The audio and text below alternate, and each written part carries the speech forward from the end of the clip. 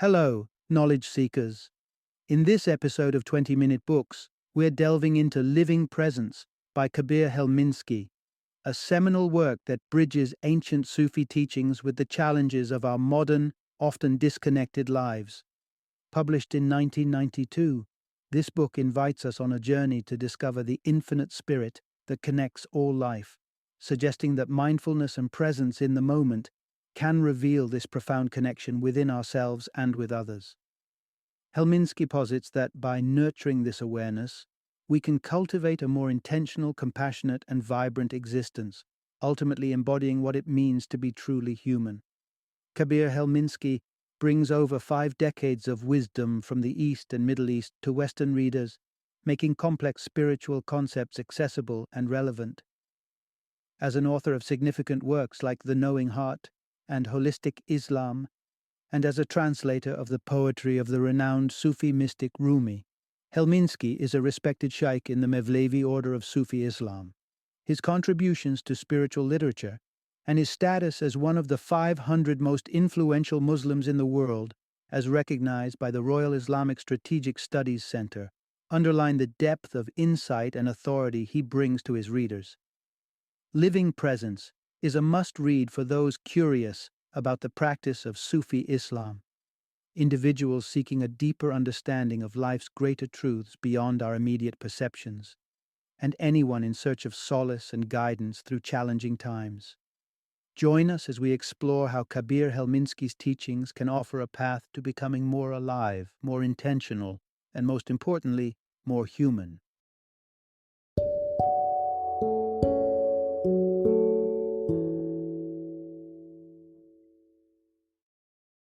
Living Presence, a Sufi way to mindfulness and the essential self. Introduction. Discover inner harmony by connecting to the infinite spirit. In a world that seems to move at the speed of light, where technology and global markets blur the lines between nations and amplify our environmental footprints, we find ourselves at a crossroads. The world's fate is interlinked like never before, making the search for life's true meaning more urgent. Amidst this global connectivity, feelings of alienation, neuroticism, and shame are on the rise, underscoring a collective yearning for spiritual guidance and inner peace. Amid these tumultuous times, the ancient wisdom of Sufism, a mystical Islamic tradition, emerges as a beacon of light. Offering a path to living in harmony with the world, Sufism teaches the art of existing in the present while forming a profound connection with the infinite spirit of the universe. This millennia-old guidance encourages us to shed the confines of our narrow perspectives and the restless discontent fueled by our egos, inviting us into a realm of expansive awareness and tranquility. By delving into the teachings of Sufism, we embark on a journey of self-discovery, learning to align our actions with our true essential selves and making our ego a servant rather than the master of our destiny. This spiritual voyage not only promises personal transformation, but reveals fascinating parallels between Sufi principles and modern physics, suggesting a universal truth underlying our existence.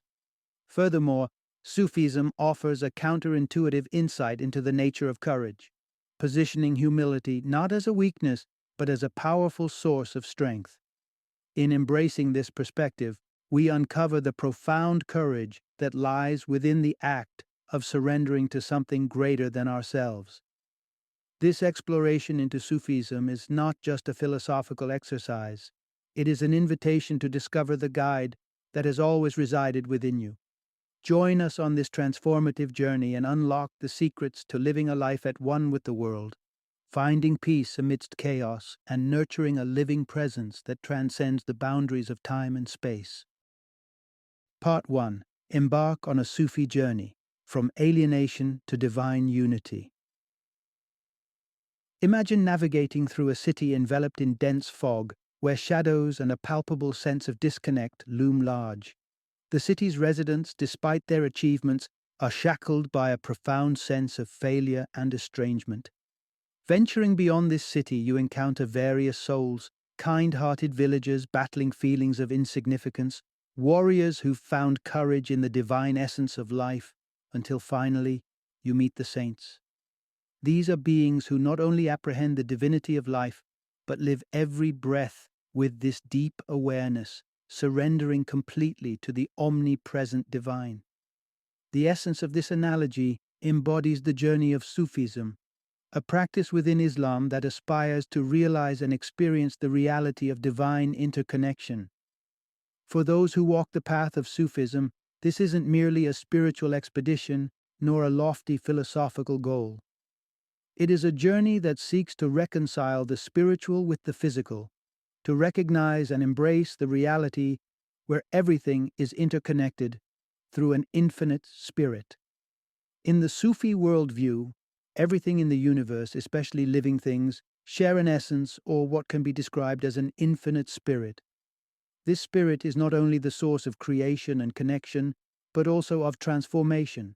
Thus, every entity exists as both an individual phenomenon and a manifestation of this boundless spirit, culminating in an understanding of reality as a singular, unified existence. This perspective finds a surprising parallel in modern physics, which posits reality as an electromagnetic field, where subatomic particles vibrate, drawing elements together in transformative ways that give rise to life as we know it. Take the rose, for example. It is through this energy that sun, water, and minerals converge to bring the rose to bloom. The same energy flows through humans, powering our minds and allowing us to become conscious of this very force. In contemporary teachings of Sufism, this energy, observable through all matter within the electromagnetic field, is seen as the infinite spirit making itself known across the cosmos. However, it's important to note that Sufism is not primarily an exercise in proving the nature of reality. Instead, it is deeply invested in the concept of experience, with the most crucial experience being that of presence. For Sufis, the path from feeling alienated and detached in a metaphorical city of fog to achieving a state of divine surrender alongside the saints is a transformative journey. It's an invitation to not only understand but to live within the profound interconnectedness of all things, an endeavor that transcends the need for scientific validation in its quest for spiritual enlightenment and unity. Part 2. Unlocking the Infinite Spirit through the Power of Presence. On the nascent steps of his spiritual quest, the author found himself under the tutelage of a Sufi master, or sheikh. One of his early assignments was far from what he'd expected: brushing a horse. For a young man from New Jersey, this task was as unfamiliar as it was daunting. Yet he dedicated hours to it, meticulously grooming each part of the horse from mane to tail and hoof to ear. As he labored, a profound sense of awareness enveloped him, extending from his own physical being to the horse and the very environment around them. Despite his efforts resulting in what was objectively a sloppy job, the sheikh, upon returning, noticed something far more significant than mere grooming skills. He observed the total absorption and presence the author had invested in the task. This acknowledgement carried a profound lesson. Maintaining awareness in the present moment is a gateway to the infinite spirit. This experience of presence, of complete immersion in the moment, allowed the author to connect deeply with the horse, with himself, and with the pervasive spirit that binds all entities together. Sufism, with its rich tapestry of fables and poems, etched by figures like the 13th century Persian sage Jalaluddin Rumi, emphasizes not just the mystical but the practical aspects of faith. Sufis navigate the everyday world just like others, working jobs, building homes, and engaging in mundane activities. Yet, they do so with a constant mindfulness of the present, a practice that cultivates a connection to the infinite spirit that pervades reality. Developing this presence isn't relegated to moments of spiritual practice alone, but extends into everyday activities. Rumi describes meditation as polishing the mirror of awareness, a metaphor for the process of clearing our mental clutter to reveal the clear reflection of existence. Our minds, cluttered with thoughts, feelings, and external stimuli, often lose sight of the mirror itself, the pure awareness that is our connection to the infinite spirit. By finding moments to sit quietly, focus on our breath, heartbeat, and senses, and observe our thoughts and emotions without attachment, we start to clear this clutter. It's in these moments of clarity that our awareness shines brightly, empty and expansive, revealing itself as a vibrant conduit to the infinite spirit which binds the fabric of reality. Thus, the act of grooming the horse was more than a chore.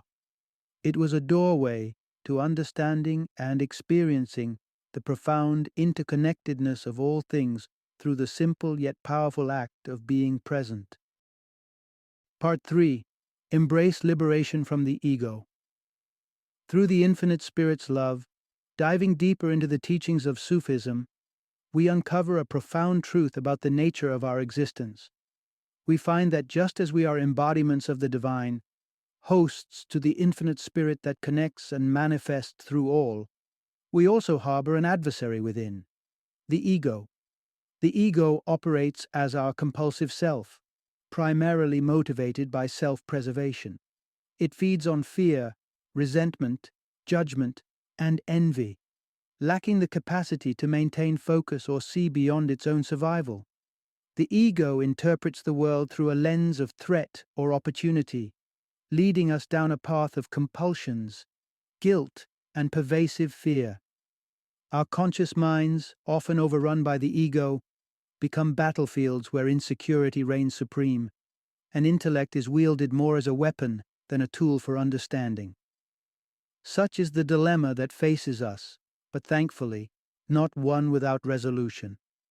The essence of overcoming this inner tyranny lies in an act of surrender. Surrender to the love of the infinite spirit. Sufism teaches that all creation, inherently good due to its divine origin, includes the ego. This understanding illuminates the ego not as an enemy, but as a part of ourselves developed to navigate life's adversities. It equips us with aspiration, self-respect, and the diligence necessary for survival. Nonetheless, the true balance is struck when the ego is relegated from ruler to servant. This transformation is achieved through developing presence, an acute awareness of the infinite spirit's intentions for our highest good. Trusting, surrendering, and submitting to this benevolent force requires not just a momentary decision, but a continuous practice, especially in the face of life's relentless challenges. Our journey through existence will inevitably activate the ego's defense mechanisms, propelling us into conflicts and straining our connection to the divine. However, the path back to peace lies in the conscious effort to return to presence. By acknowledging the divine essence within, we allow ourselves to be enveloped in humility, reassurance, and unconditional love. This act of surrender diffuses the ego's urgency and loosens its grip on our perceptions and actions. Liberation from the ego's tyrannical influence allows us to approach life's trials with clarity and grace. In the silence of the compulsive self, we find not weakness, but strength. Not surrender, but victory. A serenity anchored in the infinite love that forms the very fabric of our being. Part 4. Transforming through suffering. A lesson in humility and change. Imagine a king, revered for his generosity, but with one peculiar stipulation for his subjects. They must maintain a moment's silence to receive his gifts. This king, in his benevolence, extended his generosity to various groups: widows, the blind, and poor students, among others. Yet one poor student repeatedly failed to receive the king's generosity, for he could not suppress his whining each time the king drew near. In a series of disguises, from feigning illness to masquerading as a widow or a blind man, the student attempted to trick the king, only to leave empty-handed each time due to his inability to remain silent. In a final, desperate attempt, the student wrapped himself in a death shroud, playing dead by the roadside. The king, upon passing, placed gold coins on the corpse for burial expenses, only for the student to triumphantly reveal himself. The king's response was profound. Yes, but first you had to die. This parable underscores a vital lesson. suffering presents an invaluable opportunity for personal and communal transformation. The student's real suffering was compounded by his resentment, a byproduct of his ego's unmet demands. It was only by dying, by letting go of these ego-driven expectations, that he finally received the king's grace. The essence of human suffering often mirrors this tale. To address our sufferings effectively, we must first untangle them from the imagined grievances of our ego. This demands recognizing our limitations and confronting reality as it is, opening a pathway to change not just our circumstances but ourselves. Consider the legacies of change agents like Martin Luther King Jr., Mahatma Gandhi, and Malcolm X. Their profound humility, a humility that acknowledged history, the gravity of their causes, and their own human fallibility, was instrumental in their strength. This humility drew people to them and allowed them to become catalysts for the transformation they envisioned in the world.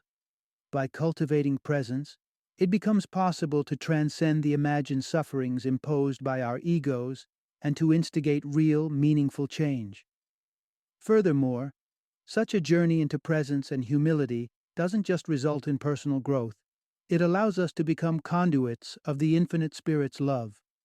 Through embracing the lessons inherent in our sufferings, we step into a greater realm of influence, capable of transforming both ourselves and the world around us in profound ways.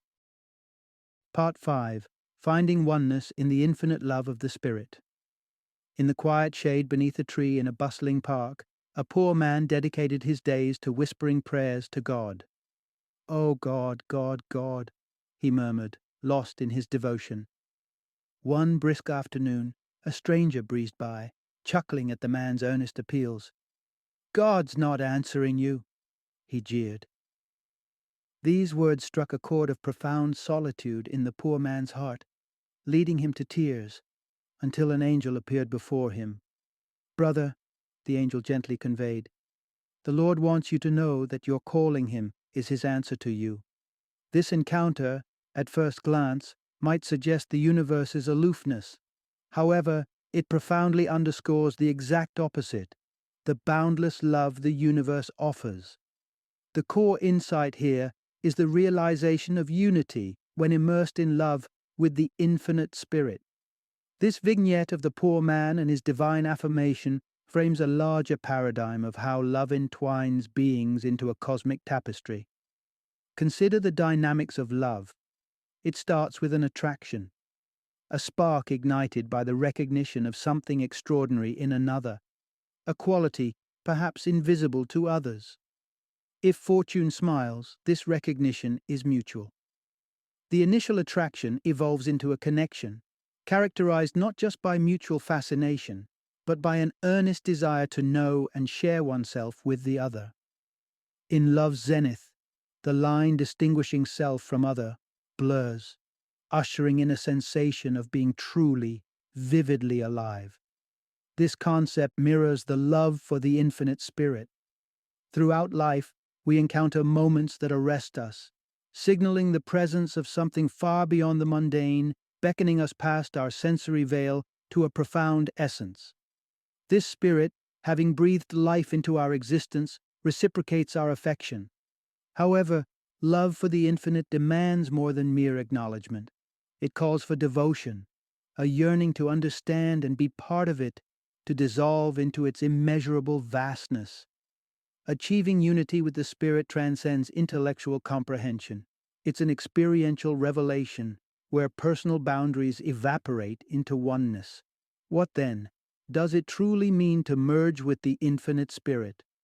At its heart, it signifies a deepening love for the world and all its inhabitants. It catalyzes a profound self-love, far removed from egoistic conceit, characterized instead by compassion, benevolence, and forbearance. This enlightenment reshapes our existence, transforming how we perceive ourselves and our connection to the cosmos, embodying the essence of true love's power to unify. Part 6. Channeling the universe's creativity through presence and passion. Imagine the ethereal beauty of a Balinese dance. The stage is set, the audience seated, a silent anticipation hanging thick in the air. Then, as the dancers glide onto the stage, a palpable exchange of energy begins. This energy, born of the audience's rapt attention and the dancers' meticulous craft, manifests as a dynamic, pulsating force between them. Shaped by the dancers' movements and the audience's reactions, this energy morphs, now exhilarating, now serene, embodying sorrow and joy in turn. This dance, this act of creation, is not just for the performers or the viewers, but is an offering to the world itself, a manifestation of shared human experience. The essence of this interaction reveals a profound truth. When you mirror the spirit in each moment, you become a conduit for its creative power. Energy, as we know, is the force behind action, whether it's binding the atoms in a wooden stage, fueling the dancer's movements, or focusing the audience's attention. This energy, a facet of the electromagnetic fabric of existence, is a creative force available to all. The Balinese dancers, through their dedication to craft and presence, show us how to tap into this force, transforming it into an art form that resonates with the spirit of creation. But, to effectively channel this creative energy, a few principles must be embraced. Firstly, while this energy flows within us, it doesn't belong to us. Instead, we belong to it, and our highest aspiration should be to serve as clear vessels through which it can manifest. Secondly, mastering our craft is crucial. Hours of disciplined practice are required to refine our skills and heighten our awareness, turning us into more effective instruments of the creative spirit. Moreover, even as we achieve mastery, the essence of our creativity cannot be claimed as our own. Doing so would allow the ego to sever the connection, halting the flow of creative energy. Lastly, the creation born without love lacks vitality. True creativity reflects the Spirit's boundless love for creation, and it is this love, coupled with our dedication to craft and presence, that allows us to channel the universe's creative energy effectively. Just like the Balinese dancers who transform an exchange of energy into a mesmerizing performance, we too can become channels for the creative force that binds the cosmos, provided we approach our endeavors with humility, dedication, and, above all, love for the act of creation itself. Part 7. Service illuminated by the Infinite Spirit. Sufism opens a window to a practice deeply rooted in mindfulness, guiding its adherents beyond the superficial curtain of appearances and the relentless chatter of the ego, towards the loving embrace of the Infinite Spirit, or God. This profound connection isn't about transcendence for its own sake. It fosters a dismantling of barriers, not just within oneself but also between oneself and the broader expanse of creation. It cultivates an enhanced sensitivity to the needs around us, be they human, other creatures, or the environment itself, and steels our resolve to meet these needs. Yet, the journey to serve through an awareness of the infinite spirit presents its own set of challenges. Central to this path is the realization that awareness of the infinite spirit compels us to serve others.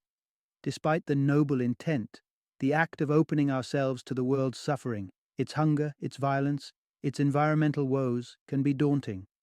Such reluctance is the ego's last stand, a mechanism to shield itself from the overwhelming tides of global despair.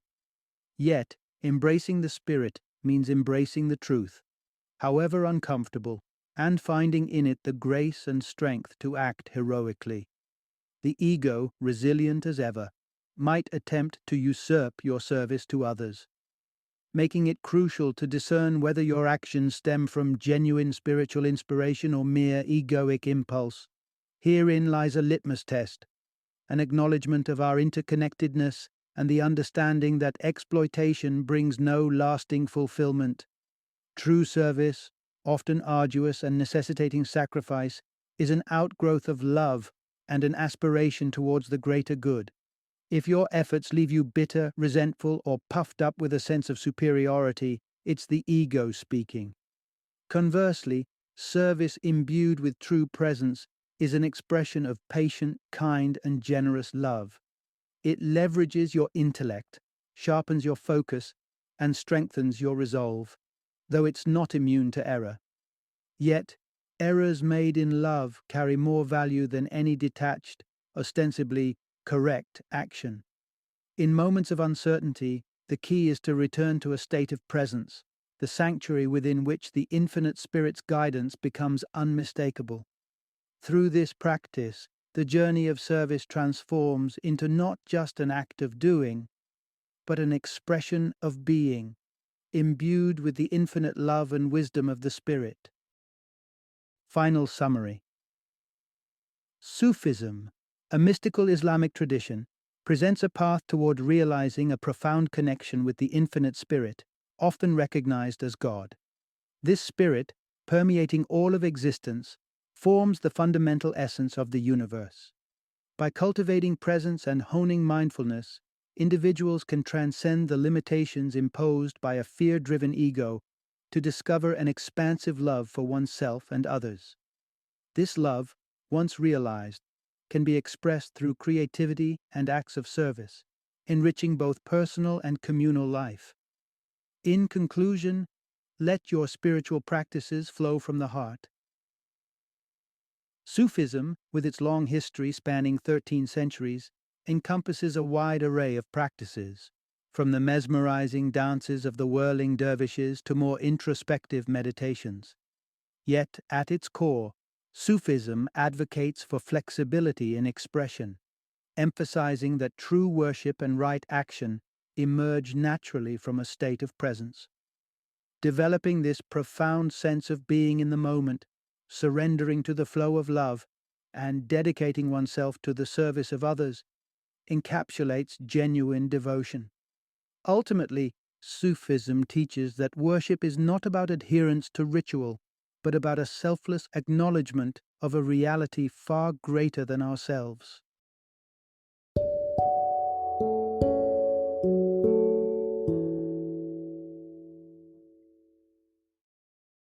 Thank you for joining me today on this journey of learning and discovery as we explored the insights of another thought-provoking book in our growing library of knowledge.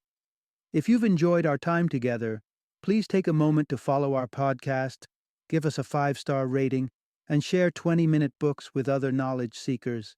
Your support truly means a lot. Don't forget to join me again in the next episode, where we will delve into another enriching book.